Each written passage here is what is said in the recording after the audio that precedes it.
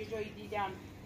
شباهت هایی می‌داره یا خیلی چیزایی هستن که شباهت هایی می‌داره. و اما باور اینجا این هست که بادهایی که در هوا جریان دارن یکی رو مرکب خودشون قرار میدن که با همین روش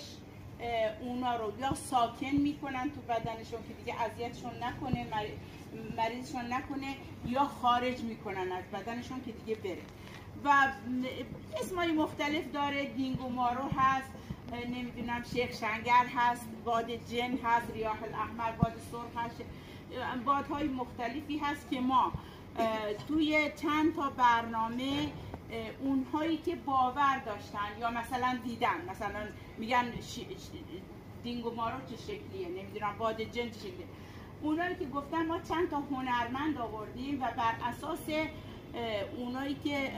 گفتن ما دیدیم شکلشون، گفتن مثلا گفتن اون شاخ داره، اون شکل اینه، شکل حیوانه، شکل آدمه، هرچی که گفتن این هنرمندان نقاشی کردن و بر اساس اون نقاشی و اون مجسمه هایی که روی اون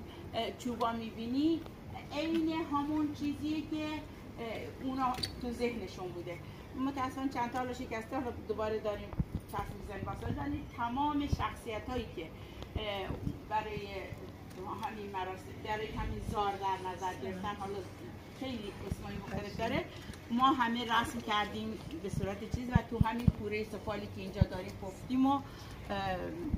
یعنی هنرمندا برداشتی که از اونایی که میگن داشتیم.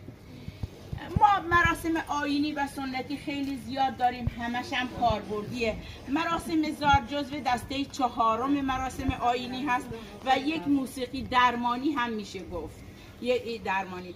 چیزایی داریم تلقینی، خیلی از مراسم داریم به خاطر اعلام یک رویدادی، یک دگردیسه طبیعی، مثلا